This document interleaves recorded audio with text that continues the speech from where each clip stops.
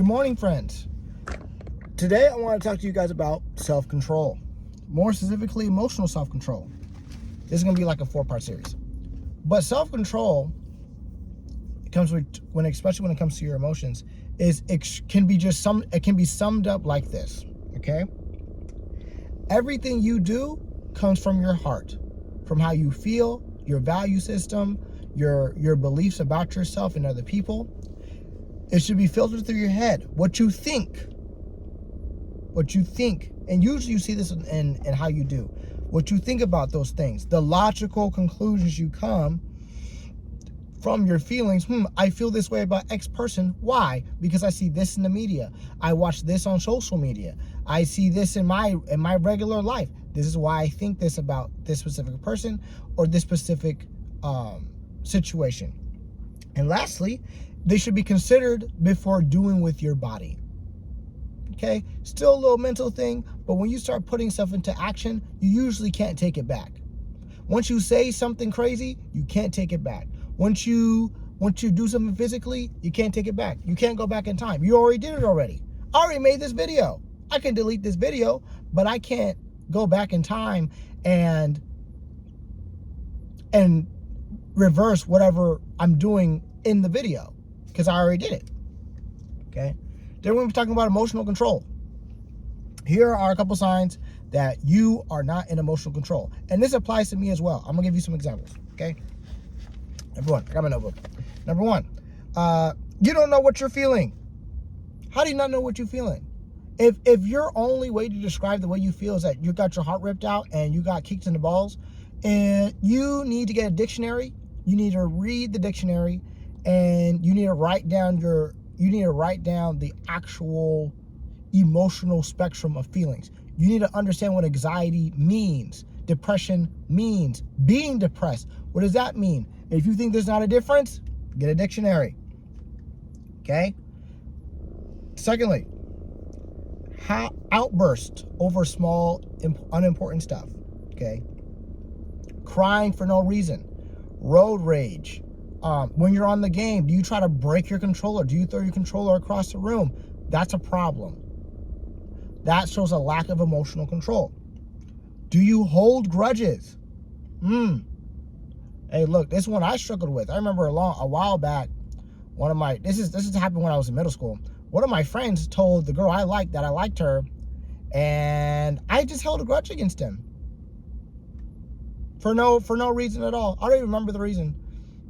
But like that shows a lack of emotional control. Because when you hold grudges, it's going to come out in some form or fashion.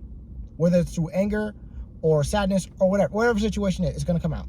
Okay? Third, you blame others for your life. Okay? My parents weren't here, so that's why I couldn't follow my dreams. It's because the system, and I have no opportunities there, and it's all their fault, and I can't do anything. Oh, it's these women. Oh, it's these men. I don't care. Okay? If you're there are things outside of your control. That's true. There are situations that you have no control over. That's true. That's not an excuse. You still have control over your life because you have a right to choice. You have a right to choice. Okay? So take control of your life. Okay? And then lastly, number 4, not releasing your stress in a healthy way. For me, I go to the gym, I hit the heavy bag, I draw, I make videos, I do art. I put my emotions into something that's worth putting my emotions into. Okay? I don't put a lot of emotions into my video games. I don't. I pop in, I do my weekly challenges, my daily challenges, then I'm out. I'm done. I'm not interested in it anymore. Okay? In order to fix these problems, okay, that I've listed, 2 things. The base of emotional control is avoiding impulses based off strong feelings and avoiding being swayed by your emotions. I'll give you an example. Okay. Do you have a problem with impulse spending? Do you just see something you really like, something really stupid that you don't need? Do you go buy it? Poor emotional control. Secondly, Another example. Do you punch walls when you get angry? Do you want to hit people when you're angry? Do you want to yell at people when you're angry? Poor emotional control. Okay? Saying a dumb joke when people are having a serious conversation, poor emotional control. I do that. It's usually not a good look. Because usually you're going to say something that's really dumb. And people are going to look at you like, really, dude? Idiot. Anyway, second example. Do not be swayed easily by your emotions. Okay? Sometimes you might be right in a conversation. Sometimes you're dead right. And it's going to cause someone to be emotional. What you don't want to do is to go back on what you said. You need to stand on what you said. Okay, I'll give you a story. I was talking with one of my female friends, right? We were talking about body count. And I said, hey, look, I'm not dealing with a chick with over X amount of bodies. She was surprised. She was like, what? I can't believe you said that. Da, da, da, da. Right? And I'm like, okay, cool. We talking about dating, body count, that whole conversation. You already know how that goes with women, right? So, but basically, I reached to a point where, like,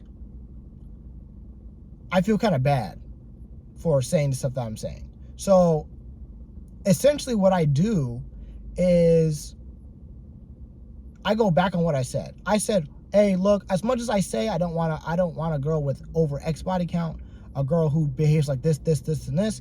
In the actual scenario, I probably won't think that way. Dumb decision on my part.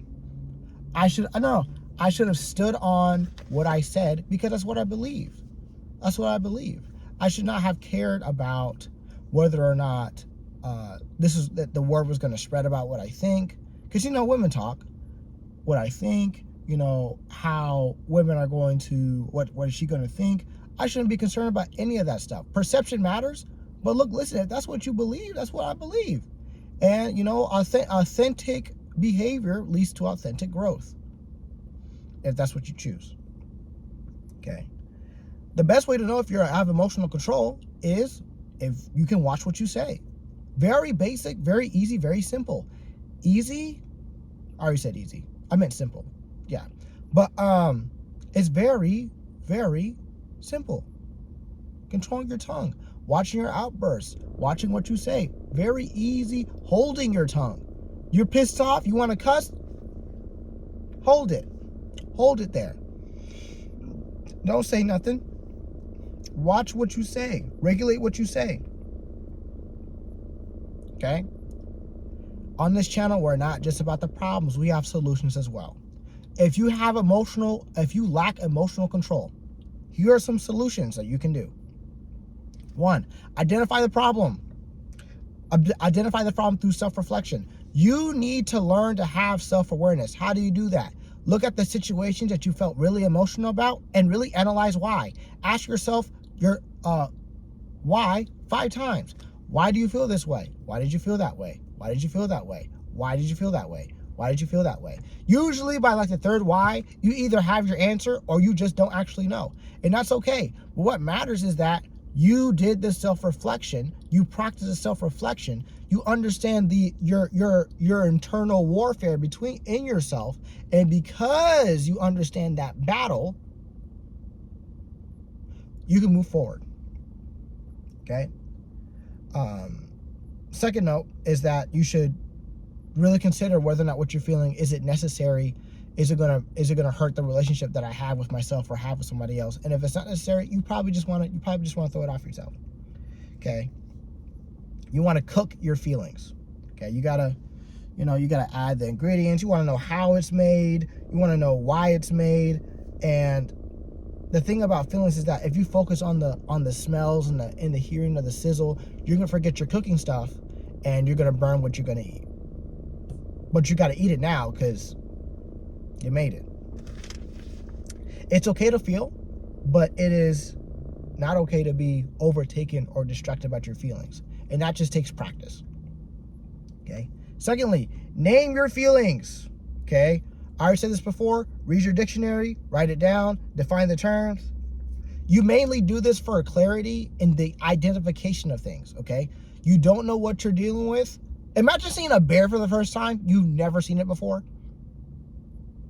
Imagine seeing a bear for the first time. You've never seen it before.